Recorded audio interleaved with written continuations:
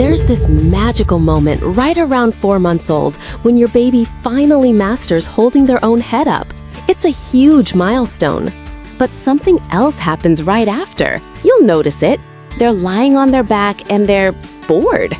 That little world that was once so fascinating from a horizontal view just isn't enough anymore. Their curiosity is exploding, and their little bodies are trying to answer the call. They want to see what you see. They want to sit up. I'm Sarah. I'm not a doctor. I'm a mom on a mission. A mission to read all the parenting books and studies so you don't have to. Welcome to my little corner of evidence-based parenting. Now, you might be thinking, why rush this sitting thing? But the truth is, your baby is about to make you. You're going to find yourself propping them up on the couch, in the corner of a room, with pillows. We all do it. So, since you're going to be helping them sit up anyway, you're at a crossroads. You can either just prop them up passively, or you can use these exact same moments to actively teach them the foundational skills they need to sit strong and stable, all by themselves. This video is about the smarter way. I'm going to walk you through 4 simple progressive steps to get there. It's a gentle, respectful process that works with your baby's development, not against it. Let's start with step 1, the foundation of assisted sitting. The core principle here is to start with maximum support so your baby can focus on the hard part. Imagine a construction crane. For that tall arm to move precisely, the base has to be completely solid and stable. You are their stable base. So you're going to place your hands high up, right around their rib cage, and give them firm, steady support. Feel that? Their lower body is totally stable. This takes all the work of holding up their heavy bottom half off their plate, so their brain and muscles can focus entirely on mastering the top half, their head, neck, and that wobbly upper chest. There are 2 great ways to do this. Method A is having them sit on your lap, either while you're on a chair or sitting on the floor.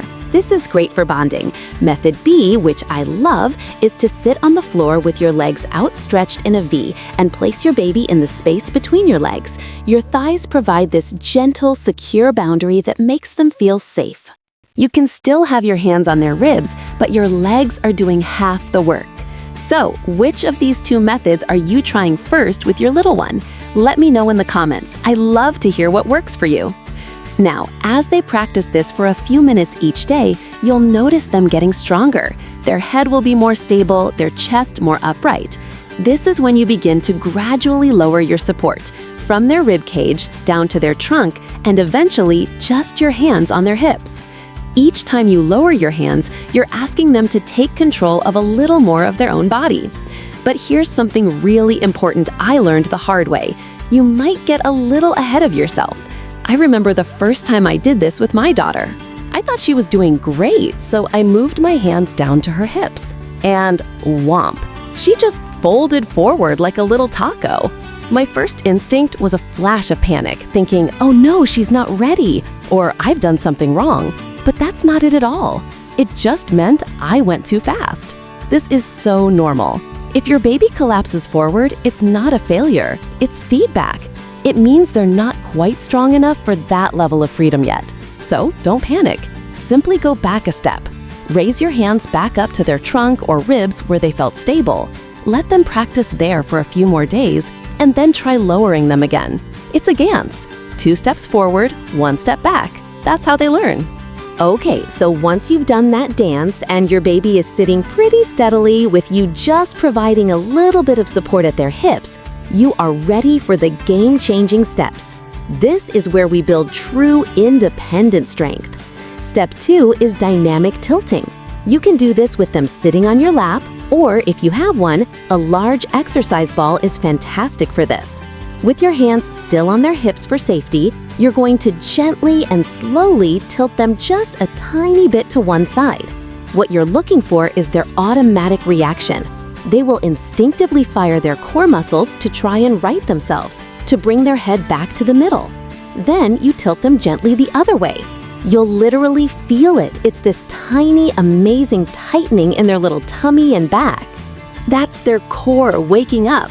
That's the good stuff. It's a small movement with a powerful effect, teaching their body how to react to shifts in balance. Next up, step 3, dynamic reaching. This one is fun. While they're sitting, either between your legs or on your lap, take a favorite toy and place it just a little bit out of their reach, just enough so they have to lean forward to get it. The act of leaning forward, engaging their core, and then, this is the crucial part, working to sit back up straight after grabbing the toy is an incredible workout for their balance and coordination. This isn't just about getting a toy. You're teaching their brain and body to work together to solve a physical problem. It's a full-on neurological workout disguised as playtime. And that brings us to the final step, the moment we've been working towards. Step 4, fading support. Have your baby sit on the floor between your outstretched legs, just like in step 1. But now, instead of holding them, you're just a safety net. Slowly, gradually widen your legs. Create a little space, then a little more. They are now sitting all by themselves in a safe little zone, and you're going to feel scared because they're going to wobble. They'll teeter to the side and then correct themselves. They might even topple over into your leg. And every instinct in your body will scream, "Catch them! Don't let them fall!" But I need you to fight that instinct just for a second. Because those tiny wobbles, those little micro falls and self-corrections are the most important part of this entire process. This is exactly how their brain's internal GPS for balance gets calibrated. You're giving them a safe space to learn the limits of their own stability. And as you watch them sit there so proud of their new skill, I need to give you one crucial warning. It's about a shortcut that so many of us are tempted to take, a product marketed to help with this very milestone. I'm talking about those popular baby floor seats. Here's the twist. While they look helpful, they are a developmental trap. These seats lock your baby into a sitting position with their pelvis tilted back in an unnatural way. It looks like they're sitting, but they aren't using any of their own muscles to do it. It can actually hinder their gross motor development by preventing them from engaging the very core and back muscles we've just worked so hard to build. Worse, there have been safety concerns about babies falling out of them. By teaching your baby to sit the natural way, you are giving them a gift of strength and coordination that a plastic container never could. So let's just quickly recap. You've learned the 4 steps, from full assisted sitting, where you are their stable base, to the dynamic challenges of tilting and reaching that build real muscle, and finally to fading support, where they find their own balance. You're doing an amazing job. One final, very important safety tip. Once your baby is sitting independently, they will still topple over. A lot. And that's okay. But we want to make sure those tumbles are soft and don't scare them away from practicing. So always have them practice on a soft surface. And I highly recommend placing a nursing pillow or a C-shaped cushion in a circle around them, especially behind them. This gives them a soft landing, which builds their confidence to keep trying. If you're curious about all the milestones your baby is working towards in their first year, I've put together a free developmental guide for you. You can grab that with the link down in the description. The baby seats I mentioned are just one of 4 common toys that can actually delay development, and I break down the other 3 in my next video right here. For more science-backed, mom-tested tips like this, make sure to subscribe so you don't miss a thing. And finally, if you found this valuable, please give it a like. It truly helps other parents find this information.